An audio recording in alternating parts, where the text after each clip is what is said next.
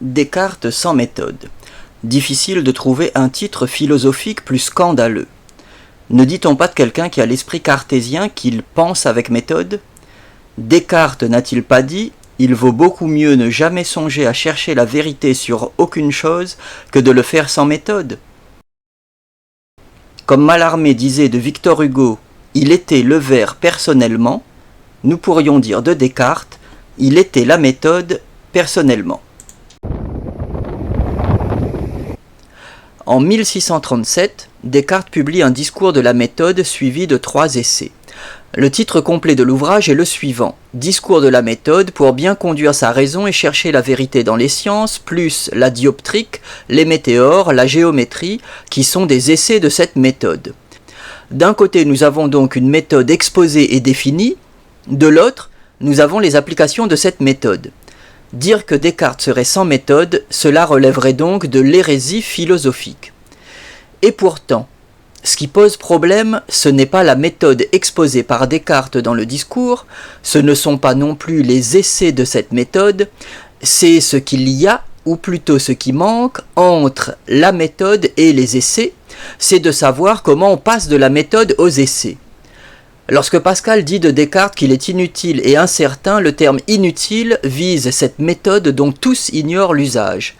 Lorsque Spinoza, que l'on classe parmi les philosophes cartésiens, rédige l'éthique, il n'utilise pas la méthode cartésienne, mais une manière d'exposition à la façon des géomètres. Leibniz, que l'on classe aussi parmi les cartésiens, a été très critique à l'égard de la méthode de Descartes. Descartes lui-même écrit une lettre au père Mersenne le 27 février 1637 en déclarant ceci : « Je ne mets pas traité de la méthode, mais discours de la méthode, ce qui est le même que préface ou avis touchant la méthode, pour montrer que je n'ai pas dessein de l'enseigner, mais seulement d'en parler. Seulement d'en parler. Je n'ai pas dessein de l'enseigner. » Qu'est-ce que cette méthode de Descartes dont il ne veut que nous parler comme en passant ? Descartes était-il un génie singulier, exceptionnel, ne pouvant communiquer sa méthode aux autres, mais seulement en parler ? Peut-être que Descartes était le seul à pouvoir faire usage de sa méthode, comme Léonard de Vinci et Mozart étaient les seuls à pouvoir exprimer leur style. Quel est donc le secret de la méthode de Descartes ?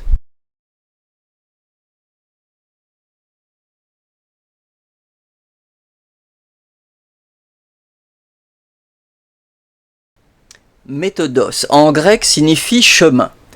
Procéder avec méthode, c'est parcourir avec sa raison les différentes étapes menant du point de départ qui est un problème au point d'arrivée qui en est la solution.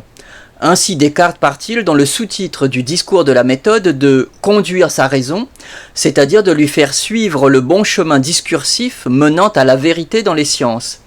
Il faut remarquer cette particularité du pluriel de l'expression dans les sciences. Descartes recherche une méthode pouvant s'appliquer à toutes les sciences. Il est commun de penser que chaque science possède son propre objet et sa méthode propre, son propre chemin. Les méthodes des mathématiques, de la médecine, de la physique ne sont pas les mêmes. Descartes considère au contraire comme crédible l'hypothèse qu'il existe une science universelle et par conséquent une méthode universelle. Il commence très tôt à se mettre en quête de cette méthode universelle. En 1627, 10 ans avant le discours de la méthode, il rédige les règles pour la direction de l'esprit. L'ouvrage est inachevé. L'objectif était de formuler 36 règles devant se distribuer en 3 sections par groupe de 12. La première section devait correspondre à la logique, la seconde aux mathématiques et la troisième à la physique. Dans la présentation des règles du premier tome des œuvres complètes de Descartes, Jean-Marie Bessade et Denis Cambouchner déclarent que les règles pour la direction de l'esprit sont le traité cartésien de la méthode. Le traité et non le discours. Traité, discours, essai, les 3 mots enserrent la méthode de Descartes. Le traité est un propos savant qui a l'ambition de rendre raison de façon exhaustive de son objet. Le discours est un propos de présentation générale. L'essai est un propos de recherche ou d'examen, d'où les essais qui suivent le discours. Descartes n'achèvera pas les règles pour la direction de l'esprit. Des 36 règles prévues, nous n'en avons que 21, dont seules 18 sont commentées. Descartes s'interrompt à la 2e section. Pourquoi renonce-t-il à l'exposition savante de sa méthode ? Premièrement, les règles sont encore trop nombreuses. 36 règles, cela n'est pas simple à manipuler même par un esprit averti. Ensuite, la division des sciences demeure. Les 3 sections de la logique, des mathématiques et de la physique éloignent de l'idée d'une science universelle. Au lieu d'une science universelle, nous en avons 3. Au lieu d'une méthode simple, nous avons 3 méthodes. Au lieu de quelques règles, nous en avons 36. Descartes conservera toujours son traité, mais ne le publiera jamais.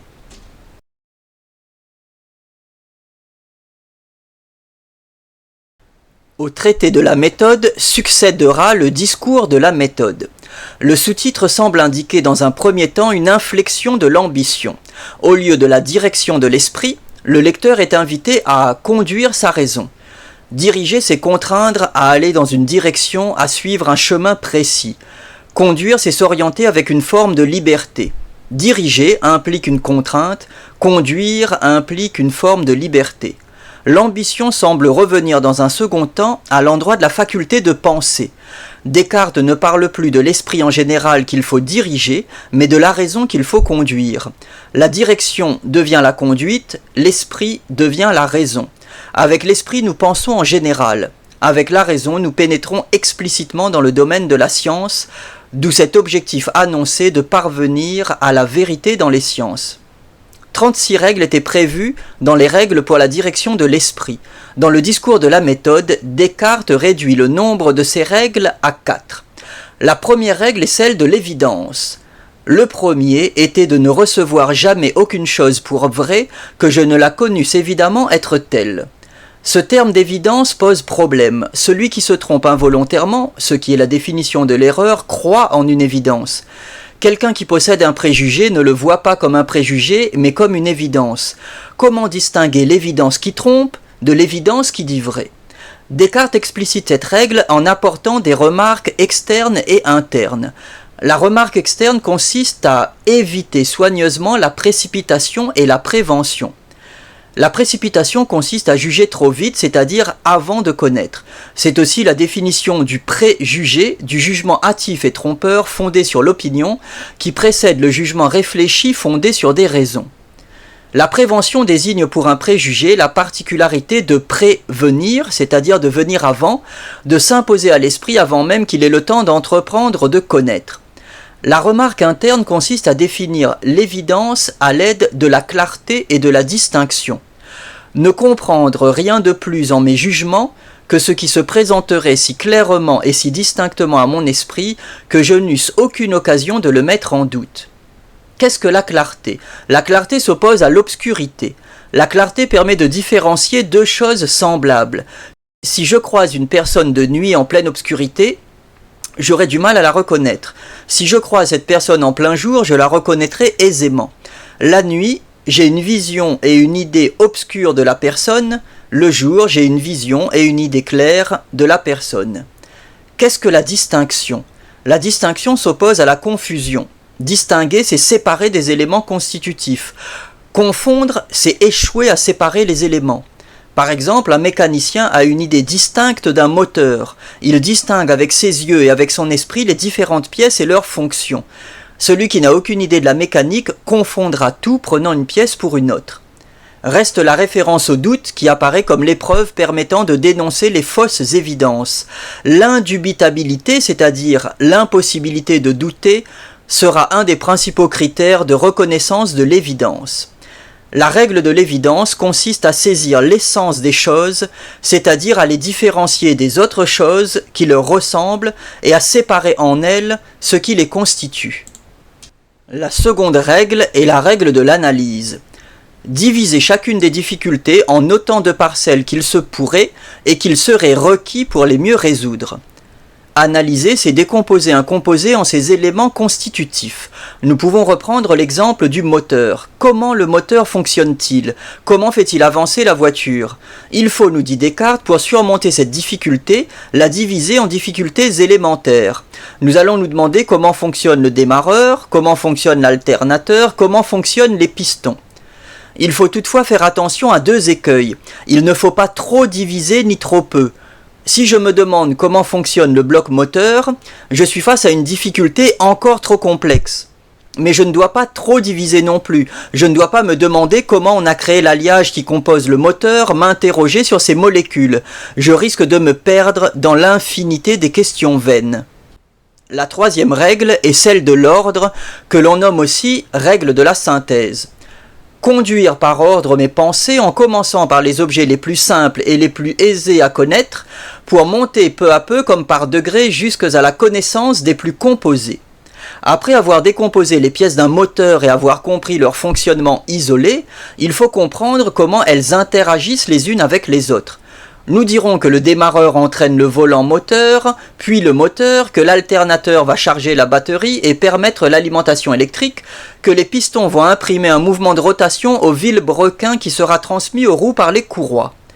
Descartes emploie la même méthode avec le corps humain dans son traité de l'homme. En 1628, le médecin anglais William Harvey avait découvert la circulation sanguine. Descartes considère que le cœur, loin d'être un organe mystérieux, est une grosse pompe qui fait circuler le sang dans le corps par les petits tuyaux que sont les veines et les artères. La règle de l'ordre rappelle une règle d'Aristote selon laquelle il faut passer du moins connu au plus connu. Descartes précise cette règle en disant qu'il faut passer du plus simple au plus composé. Il ajoute une remarque étrange, supposant même de l'ordre entre les objets qui ne se précèdent point naturellement les uns les autres. Cette remarque définit le rationalisme cartésien. Tout peut s'expliquer par des raisons naturelles. Tout ce qui est réel est rationnel, dira Hegel plus tard. Il y a de l'ordre partout, même lorsque nous ne l'apercevons pas. De la même façon qu'Aristote disait que la nature a horreur du vide, Descartes semble nous dire qu'elle a horreur du chaos, c'est-à-dire du désordre ou de l'absence d'ordre. Chaque phénomène possède un ordre, un logos, visible ou non. Il appartient aux savants de le trouver.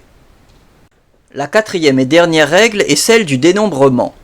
Faire partout des dénombrements si entiers et des revues si générales que je fusse assuré de ne rien omettre. Ce mot de dénombrement est ici ambigu. Dénombrer, c'est énumérer, c'est compter. Mais Descartes dit aussi qu'il faut faire des revues générales. Faire une revue, c'est regrouper.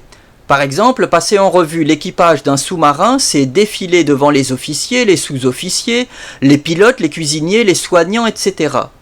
Dénombrer, est-ce compter les individus ou les espèces ? Un individu, c'est un objet isolé, une espèce, c'est un regroupement d'individus selon des caractères communs. Pour Descartes, il faut dénombrer les individus et les espèces. Il faut isoler les éléments, mais il faut aussi les regrouper. Si nous reprenons l'exemple de notre voiture, il faudra certes dénombrer toutes les pièces du véhicule, mais aussi les regrouper. Nous les classerons dans les catégories de la transmission, de la direction, de l'éclairage, etc. Cela ressemble aux taxinomies que l'on trouve chez Aristote. Une taxinomie, c'est une classification d'individus. Des animaux, par exemple. Aristote classe les animaux en vivipares qui enfantent un individu complet ou en ovipares qui pondent un œuf dans lequel se trouvera un individu. La difficulté du dénombrement est l'exhaustivité. Il ne faudra rien omettre, c'est-à-dire que tous les individus dénombrés devront trouver une place dans toutes les espèces dénombrées qui devront trouver une place dans tous les genres dénombrés. Voici donc les 4 règles de la méthode cartésienne. Un problème se pose à nous ici. Comment utiliser cette méthode ? Les règles se comprennent d'elles-mêmes. Nous pouvons les employer séparément. Mais il faut distinguer la méthode et la règle. La méthode est un chemin tracé par plusieurs règles. Or, dans quel ordre suivre les règles de Descartes ? Descartes l'a dit lui-même, il faut procéder par ordre. Une réponse naturelle voudrait que l'on commence par la règle de l'évidence, que l'on poursuive avec celle de l'analyse, pour passer à celle de l'ordre, pour finir par celle du dénombrement. Cela serait suivre l'ordre littéral et chronologique de l'apparition des règles dans le texte. Mais l'ordre chronologique d'exposition des règles correspond-il à l'ordre logique de leur usage ? Car l'autre problème, c'est que ces règles s'impliquent l'une l'autre. Elles entretiennent des relations les unes avec les autres. La règle de l'évidence semble impliquer celle de l'analyse. Pour connaître une chose en effet, pour la différencier clairement des autres choses et distinguer en elle ce qui la définit, il faut l'analyser, il faut connaître ce dont elle est composée. Mais l'analyse implique le dénombrement. Dénombrer, c'est énumérer les éléments constituants et c'est aussi les classer par espèce ou par genre. Cela signifie que le dénombrement implique la règle de l'ordre. Établir des revues, classer, c'est penser l'objet à connaître comme un tout, c'est en faire la synthèse. En somme, toutes les règles énoncées par Descartes sont claires dans le détail, mais obscures dans leur hiérarchie ou leur organisation. Doit-on dénombrer, distinguer, ordonner, analyser ? Doit-on analyser, dénombrer, ordonner, distinguer ? Nul ne semble le savoir. Pour le dire plus brutalement, Descartes énonce des règles d'une méthode, mais a-t-on déjà vu cette méthode à l'œuvre après lui? A-t-elle eu une postérité? Non pas une publicité de réputation, mais une postérité d'usage. Or, très vite, cette méthode sera critiquée parfois dans le détail de ses règles, souvent pour son applicabilité.